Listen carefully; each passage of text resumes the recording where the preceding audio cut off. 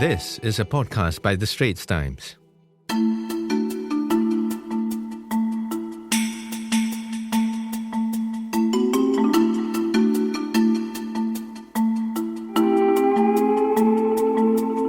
What if the most important thing in Singapore cuisine isn't a dish but a central ingredient in many dishes? We put chili on everything, we sometimes judge a dish by it, and we might even make up our minds on whether a dish works based on the chili. It's everywhere in our Hokkien mee or nasi lemak or fish head curry. But how much do we actually understand about this thing some of us can't live with? At least I know I can't. Is a dish the same without its chili? Today we're diving into that with two people who've built their careers on understanding food and flavour at its deepest level. Alderic, food influencer and self-declared champion of chili as the MVP. Hello everyone, I'm Alderic. I don't consider myself an influencer, but I do create content on food online. And I'm currently a chicken rice enthusiast.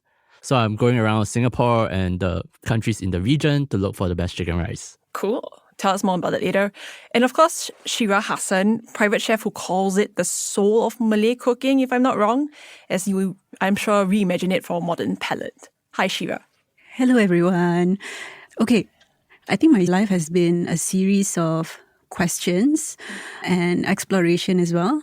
So I am always constantly looking to replicate Malay dishes into vegan, how do I say this? Basically replicating ingredients, making them into vegan dishes. Okay, since you started with that, right? How do you make Malay food into something that's still delicious and amazing with vegan ingredients? Please enlighten me. Through pain and suffering. Just kidding. I think a good framework would be just knowing what you like, what you grew up with, and what you're familiar with. It also means having a good memory palette as well. What's a memory palette? That's a very good question. That could mean childhood memories, what happened during the dish, a particular dish you had, meaning the conversations you have during the time you had that meal. What are some of the insights you gain, just learning the process of a particular dish? Yeah, in that sense. You're going to jump in, Alderic. Yes, because we just talked about this just now downstairs. A memory palette is how a dish tastes across the last 100 times you taste it. And I was telling you that the quality of a grandmother recipe is not in the recipe, it's not written in the recipe, but that the grandmother knows how this dish tastes like no matter what ingredients you give them.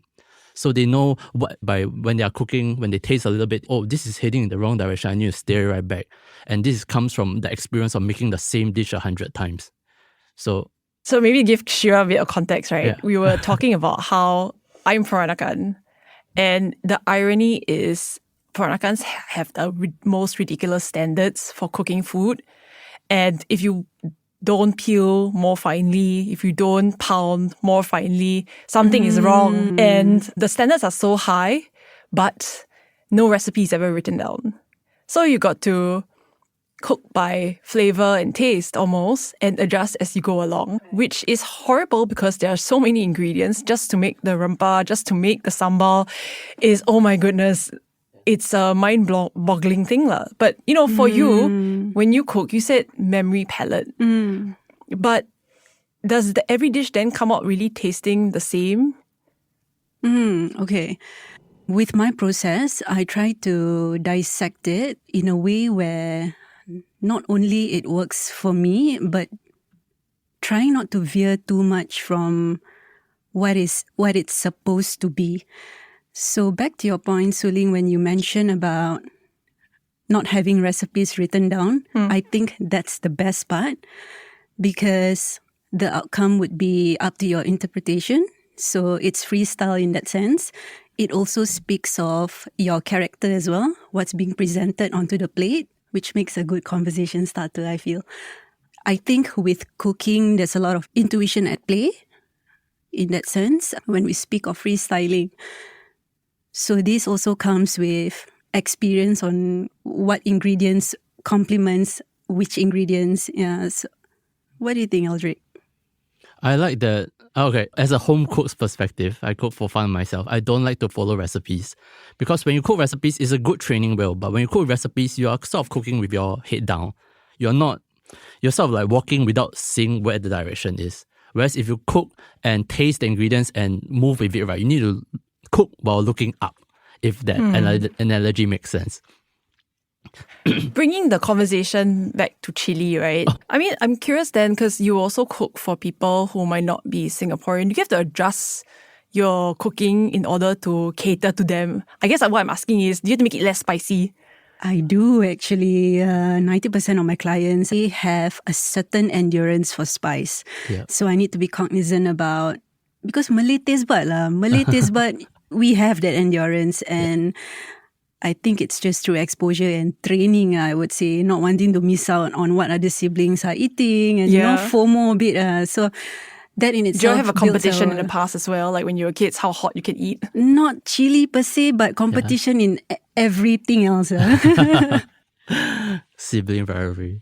I feel like we need to set the context for spiciness, since today's conversation is spiciness, right? So spiciness comes from a compound called capsaicin, and is received by our TRPV1 receptors, the same receptors that is responsible for detecting pain, more specifically heat related. So that's why we feel like spiciness heats up. Yeah, we feel hot when we eat spiciness, whereas it's an illusion because we don't actually heat up. So today's conversation will be around the capsaicin compound of it. Okay, I didn't expect a science lesson, but awesome. Yeah, but we need to set the context that spiciness is very important in our cuisine, but it's not a taste. It's actually a sensation. Is it not a taste? You can classify it as under flavor profile, but it's not one of the classical tastes, sweet, sour, whatever. It's not detected by our taste buds, but by our skin receptors. So even if you rub chili on your hands, you know this from cooking Malay cuisine. So if you cut your chili padi, your hands will burn if you don't wear gloves or take care of it. So even your hands can feel spiciness. Is not spicy enough or too spicy a legitimate criticism of a dish? Ooh, from your point of view, from a non-scientific point of view. So from a foodie's perspective, my angle that I take is business. So if you come out as a business, right, and you say this is spicy or this is not spicy, right, you're answering to your customers. And this one you would know very well from your clientele. So what would be not spicy to her would be very spicy to the people that you cook for. So not spicy or spicy enough, I feel, is based on the mean of the population. So if you come out as a business, your just spicy enough needs to tick as many boxes as possible, as to cater to as many people as possible. Because you cannot say that this is very spicy, but 90% of people don't think it's spicy. There's a mismatch there. Do you feel like sometimes there's a bit of performative element to it? Because for example, there are these Korean noodles that are super spicy that a lot of people on social media have been eating and filming themselves and they look insane. I would never torture myself, but you think maybe torture is the point of eating chili? 100%. It's kind of funny to me that there is always this ego about eating more spicy food, that if I eat more spicy food, I'm like better. But from my perspective, every level of spiciness has a meaning. There's certain dishes that you want the spiciness to go as high as possible. Things that I can think of is mala, you have to be spicy. Nasi ayam penyet, it has to be spicy. This is what is intended of the dish. Whereas there are other dishes, say chicken rice, that some people might not need that spicy kick that much. Yeah, you just need like a kick lah. You don't need like a... Personally, for me, I would want more flavor. So people use calamansi or white vinegar and chili. They use garlic. It's to add flavor to your chicken rice. It's to build on your chicken rice. That's what I think of the interpretation. I don't necessarily need you to come in with the spiciness. Okay. That's fascinating. What's your point of view? I see you nodding along as Alderic was talking. You set a pretty high bar for flavor as memory because it also comes with certain connotations of family, heritage. How do you ensure that when you cook, it's still something that is very accessible? Okay, there's a couple of sections to your question. Yes, there is. Yeah. Okay, so my thought process has always been about wanting to simplify things, not just for the process in itself, but to have that welcoming approach when it comes to not just traditional food, traditional Malay food, but traditional Malay vegan food. So I think that's how I enroll people in, just for them to get curious and eventually try whatever it is that I've developed. So having a memory palette is crucial for me, especially for locals who grew up here, born and raised here. It's something that they are familiar with, and I think a lot of us fear what we don't know. So then when it comes to the art of food, it's something we consume, right? It's something we put in our body. So to enroll people in and asking them to eat what I've made, it needs to have that welcoming and what do you call that? Something that is relatable. And so too spicy will be alienating, as would be not spicy enough? I think this comes with a lot of iteration as well and feedback. I think feedback in the creative process is necessary, but it's not the only thing that could make you evolve, but it's necessary. So feedback coming from my clients has always been about, hey, don't make it too pedas. Because a lot of my dishes, a lot of the components, the Curious, basis, do you actually get that when people grow older and they say don't want too pedas? Actually, no, Suling. The older you get, the more you want that familiarity. It depends also. Say, for instance, you grew up with something that is, as what you were saying, Alderic, nasi ayam penyet, right? If your experience was and has been it to be spicy, you want it to be that same way. So we are creatures of habit, right? So we would want what we had or once had before. So depending on your experience lah.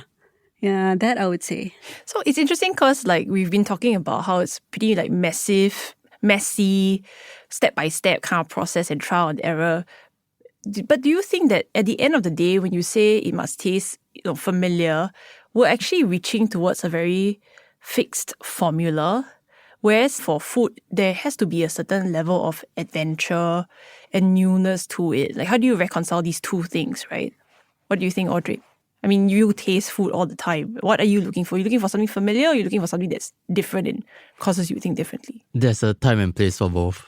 So if I want a traditional beef rendang, I don't want you to add lemon to it or truffle or whatever. I want you to give it to me as old school as possible, recipe unchanged. But whereas if as a foodie, there's one defining characteristic of a foodie is that you always want to try something new. You always want to roll the dice. So that's where you go to fine dining. So fine dining, their purpose is not just to serve you good food. Their purpose is to entertain you, to amuse you, to teach you something, to give you ingredients that you have never tried before. So that is where the tools are at. There's obviously great pleasure in both worlds, both routes. And it depends on the occasion also. So if you're on a date, you want to, impress somebody, you want to try something new, maybe the fine dining will work better than rendang. I'm saying this, throwing it out there. Okay, so maybe there's a rendang, people that prefer rendang at the first date. But the point is, there is pleasure in both worlds. Rendang on first date, that I'm not too sure. Hey, I wouldn't mind. I wouldn't mind, honestly. If the rendang really slaps, I think I'm okay with it. But Schira, just going back to Audric's point, like if food is supposed to teach us something when it comes to fine dining, right? And what do you think your dish teaches people? What do you think the dishes that you've cooked teach people? I love that question. I think I've always had an underdog complex. I think it is through my art as well it is through my life experiences. I've seen a lot of division in anything that you're fighting for that's bigger than you when it comes to climate change or when it comes to whatever's happening around the world. The cause in itself is supposed to be good, but then it is our approach sometimes. It can get a bit too divisive. For instance, when it comes to vegan food, I think the narrative out there has always been, and it still is, rabbit food. So, like salads and boring stuff like that lah. Yeah. So my job here is to make it very relatable, make it good so that people don't even have the time to ignore what I do. And also just enrolling people in to which I can retain them for future invites. Can you give me an example of how you did that with a dish that you were maybe most proud of? It has to be my specialty, my communal platters. The name in itself, it speaks for itself. It brings people together. These are specifically my vegan ambang communal platter and my vegan rawan communal platter as well. So the name in itself is familiar within the local context. And now with more and more information that's accessible to many of us when it comes to wellness, and just being cognizant on what we put in our bodies, more and more people are just open and curious about how this vegan communal platter tastes like. So far the feedback has been pretty What's solid. on your vegan communal platter? Okay, it's the usual suspects. Rendang, your favorite, Alderic. Yeah. I think rendang is one of the best dishes in the world. Yeah. It needs to be done right. It has a few interpretations as well, depending on where you come from. Some like it with a lot more gravy, some like it dry. So typically in Singapore, in the ambang communal platter, it is a little bit of gravy. It's not too dry.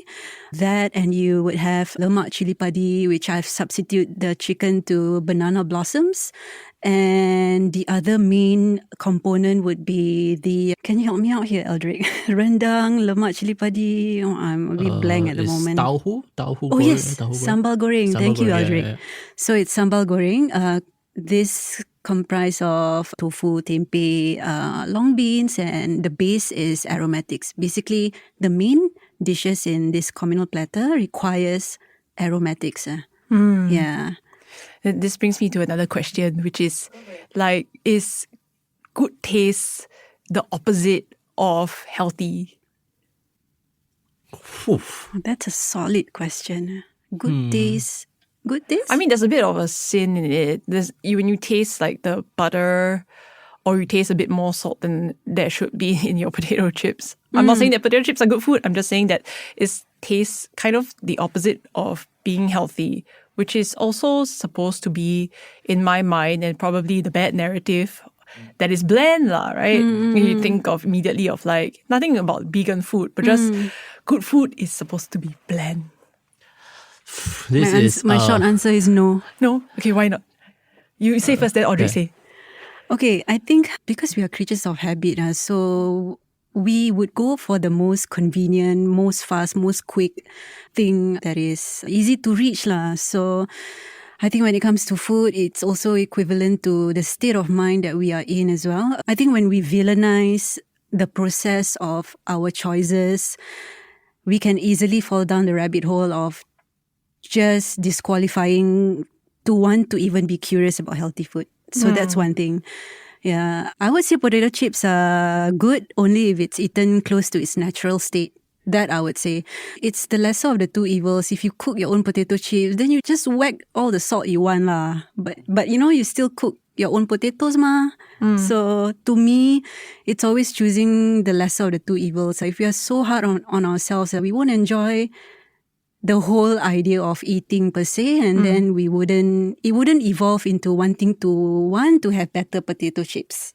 Yeah, so never mind lah, just eat first, and then after that, explore if I want to eat this every day, how can I go about eating this every day but not this quality, That's a great way to segue to Audrey, because a lot of the food that you feature, Yes. the stuff that looks tantalizing, Yes. it gives me the sense sometimes when I watch your videos that this is great, but I can't eat it every day. Is that true? That is true. Well, there's so many things that I want to answer right now. Okay, I want to talk about the good taste. So good taste is subjective. How do I put this? It's not the opposite of healthy food. Okay, we have to set a baseline. Traditionally, unhealthy food, it tastes good because they come with a lot of calories, come with fat and sugars. And our body, from an evolutionary perspective, enjoys this kind of thing. When we eat it, we feel like, okay, I won't die this winter. But nowadays, it's already a foregone thought about it already. But this is why unhealthy food taste better. But that's not necessary to say that we need to go hard on the calories. Healthy food nowadays, there's also a very big spectrum. It's not just about low calories, it's about whole foods. So can healthy food taste good? Yes. Because if you cook with good foods and you cook with intention, right, it can taste good. But then that goalpost also kind of changes with how good food is. So that I want to set that framework. It's a really big question to ask. I need to answer. I need to segment that a specific part to answer. As for the dishes that you said that I review, the chicken rice, the bak chor mees, obviously these aren't the most nutritious, and there's a whole thing to say about our local hawker food not containing enough protein. Again, this is such a big thing because when you talk about healthy food, protein intake is just one part of it and a very important part of it, but it's something that our local cuisine could do better. So that part, so if you order your chicken rice and you have more chicken to eat, right, that technically counts as good protein intake, but you increase your calories. It's a very nuanced conversation because health is not one, it's not like healthy, not healthy. Everything you eat is plays with each other. That's why we hear about moderation so much. Yeah, you can have a very good chicken rice, hit your high protein intake, and then for the next, your dinner, you lower down your calories, and then you go for multivitamins. This would still make a healthy diet. Yeah. So it's tough. I hope I sort of got my point across. No, that's an interesting way to see it. I guess I'm just also starting to round up, which is just bringing the conversation back to chili because I want to talk about chili. Yes. Can really a dish be judged by its chili? I ask, right? Because I think of all the Singapore hawker food that I love, the chili for me does sometimes a make or break lah. Like if the chili is not hot enough, if the chili does not have that umami, if the chili does not complement the Hokkien mee enough, it just is the deal breaker for me lah. Like for me, I need my chili lah. So I guess my question is just bringing the conversation back into chili. Can a chili be the make or break in a dish, or you don't think that's important? Because it sounds like all you're saying is that in the end, it's all about the flavor, and that does not necessarily have to come from accompanying chili. From my perspective of like always reviewing food, right? A core factor in reviewing food is trying to understand intentionality. What is the chef trying to say with this dish? What is good according to the chef? Because at the highest level, and this is a little bit of a spoiler, if you go to the highest level of any local dish, right, everybody is good. Everybody knows what they're doing. Everybody has been at this craft making Hokkien mee, bak chor mee, Malay food for 20 years, 30 years. You're not gonna teach them something new. But it is at that level, after all that practice, what do they consider is the standard? What is good to them? So when we bring it back to spiciness, what do they think is the correct spiciness to go with this dish? And that opens up to then subjectivity. Yeah. So what do you know when some people like chicken rice, they like it so spicy they cannot taste anything, but they just like the kick. Which is actually, it's a very interesting phenomenon that I want to introduce for those of you who like spicy food. Spicy food, like I said just now, is pain, right? So when the body detects pain, it will release endorphins, our natural painkillers. That makes us feel good. There's this wave of pleasure almost when you eat a lot of spicy food. And those of you, I'm not sure if you all have ever done it, if you eat super spicy, you start to feel a little bit high. You start to feel a bit floaty. And that's because your body has been overwhelmed with all these neurotransmitters. I used to do this. I used to abuse spiciness a lot back in not so fun time in my life. So that's how I studied and learned about these mechanics. So those of you who are listening to this are like, oh, I really, really like spicy food. And I'm kind of addicted. Why do I keep going back to this very spicy noodles? Now you know we're getting out of it. I think I've had epiphany on this podcast already. Any parting shots from you, Alderic, before we round up? We always have this, how spicy is spicy enough about this topic. And I would like to highlight that there's a very important factor of desensitization. So the more spicy you eat, the more spicy you can take. And this can span up to your whole lifespan or can be in short term. So if you have ever eaten a lot of spicy food in a short amount of time, you realize that your spiciness tolerance grows quite a bit. That's because for the same stimuli, capsaicing. Thanks for reminding me. For the same stimuli, your receptors don't react as much anymore. They'll think like, oh, it's not that big of a deal. We have this every day. So it's not that perceived. The spiciness is not perceived so harshly. So for those of you who are looking for the correct spiciness that you want, or those of you looking to increase your tolerance, simply just eat more spicy food. And this is a reason why I don't really understand what I mentioned earlier in this podcast, that egoistic factor to spiciness, like I can take spicier, I'm better or whatever. There's always this comparison. But I think in good food, we can be less comparative. Everybody comes in at their own level of spice, and we can all enjoy food the same, spicy food the same. Cool. Thanks for that.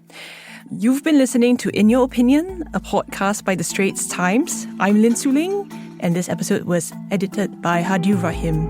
You can email us your thoughts on this issue, and if you'd like to read ST articles or opinion columns, you can find links in our podcast show notes. Thanks for listening, and thanks for coming on the show.